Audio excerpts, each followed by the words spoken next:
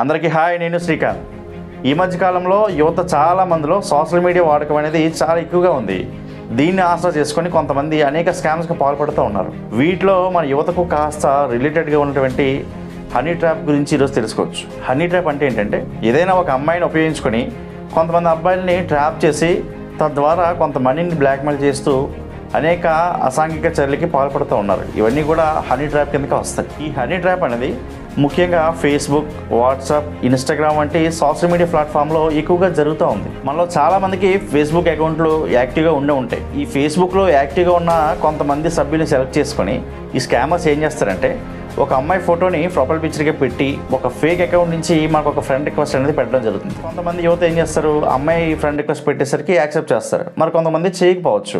ఈ విధంగా friend request accept చేసిన కొంత సమయానికి ఆ అకౌంట్ నుంచి మన మెసెంజర్కి హాయ్ అంటూ ఒక మెసేజ్ పెట్టి చాటింగ్ ప్రారంభిస్తారు. ఇలా వచ్చిన తర్వాత మీతో ఫ్రెండ్షిప్ ఏర్పాటు చేసుకోవడానికి వాళ్ళు పరిచయం చేసుకుంటారు. మిమ్మల్ని కూడా కొన్ని డీటెయిల్స్ అడిగి మీతో కాస్త పరిచయం పెంచుకుంటారు. ఈ విధంగా పరిచయం పెంచుకున్న తర్వాత మరి కాస్త ఇంటరాక్ట్ అవ్వడానికి వాళ్ళ వైపు నుంచి ఒక వీడియో కాల్ అంటూ వస్తుంది. ఈ వీడియో కాల్లో అందంగా తయారైన ఒక అమ్మాయి మీతో మాట్లాడుతూ మరి కాస్త ఇంటరాక్ట్ అవ్వడానికి ప్రయత్నం చేస్తుంది. ఈ విధంగా 2-3 రోజులు మీతో చాటింగ్ తర్వాత ఒక రోజు సడన్గా అమ్మాయి నుంచి ఒక వీడియో కాల్ వస్తుంది.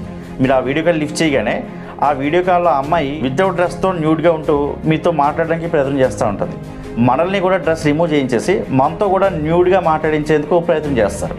ఈ విధంగా ఈ ప్రాసెస్ కంటిన్యూ అవుతూ ఉంటుంది. సడన్గా 2-3 న్యూడ్ వీడియో కాల్స్ తర్వాత వేరే వ్యక్తి రంగంలో దిగుతాడు అనమాట. అప్పుడు అసలు సినిమా స్టార్ట్ అవుతుంది. ఆ వ్యక్తి ఏం చేస్తారంటే, మీరు మాట్లాడిన ఈ వీడియో కాల్స్ రికార్డ్స్ అన్నీ కూడా మీ మెసేంజర్లో పెట్టి ఫేస్బుక్లో ఉన్న ఫ్రెండ్స్ అందరికీ పంపుకుంటూ ఉండాలన్నా, నీ రిలేటివ్స్కి పంపుకుంటూ ఉండాలన్నా నువ్వు కొంత అమౌంట్ ఇవ్వాలంటూ మిమ్మల్ని బ్లాక్మెయిల్ చేయడం మొదలు పెడతాడు. అప్పుడు మీకు అర్థం అవుతుంది మీరు ఒక స్కామ్లో ఇరుక్కున్నామనే విషయం. కొంతమంది యువత ఏం చేస్తారంటే, వాళ్ళు అడిగిన అమౌంట్ లేదా ఎంతో కొంత ఒక అమౌంట్ మాట్లాడుకొని దాన్ని సెటిల్ చేసుకుంటూ ఉంటారు. మరికొంతమంది యువత ఎంతో కాలంగా వాడుతున్న ఈ యొక్క ఫేస్బుక్లో ఉన్నటువంటి ఫ్రెండ్స్ అందరినీ అన్ఫ్రెండ్ చేసేయడము, తమ యొక్క డేటా అంతా డిలీట్ చేయడము, ఆఖరికి అకౌంట్ని క్లోజ్ చేసే పరిస్థితికి కొంతమంది తీసుకుంటూ ఉంటారు. ఈ విధంగా వాళ్ళు అడిగిన డబ్బులు కానీ మనం ఇవ్వకపోతే వాళ్ళ నుంచి మెంటల్ టార్చర్ అనేది ఎక్కువ అవుతూ ఉంటుంది. ఈ మెంటల్ టార్చర్ ద్వారా కొన్ని సందర్భాల్లో ఆత్మహత్య చేసుకోవాలనే ఆలోచన కూడా మీకు కలగవచ్చు.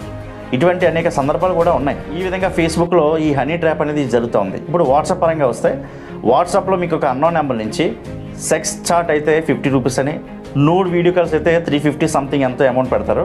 ఇలా 2-3 కేటగిరీస్ ఉంటాయి. మీకు ఏ కేటగిరీ కావాలో ఆ కేటగిరీ ఎంచుకుంటే వాళ్ళు మీతో ఆ విధంగా ఇంటరాక్ట్ అవుతారు. ఈ విధంగా ఇంటరాక్ట్ అయిన 2-3 రోజుల తర్వాత మీ యొక్క చాటింగ్ స్క్రీన్ షాట్స్, మీ యొక్క వీడియో కాల్ రికార్డింగ్స్ అన్నీ కూడా మీకు పంపి అమౌంట్ కోసం బ్లాక్మెయిల్ చేస్తూ ఉంటారు. ఈ విధంగా అనేక మంది యువత ఈ యొక్క హనీ ట్రాప్లో పడి వారి యొక్క మానసిక ఆందోళనకి గురవుతూ ఉన్నారు.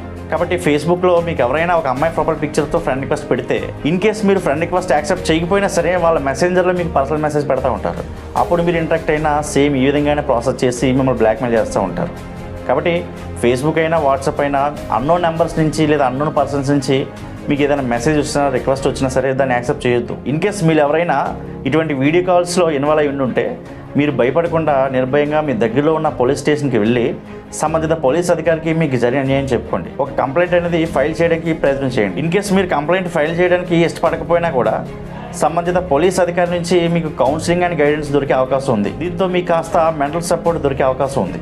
కాబట్టి యువత ఇటువంటి సంఘటన ఏదైనా జరిగినప్పుడు మీరు భయపడకుండా పోలీసు వారి దృష్టికి తీసుకెళ్లే ప్రయత్నం అయితే చేయండి. ఇదిగా శివారం వీడియో.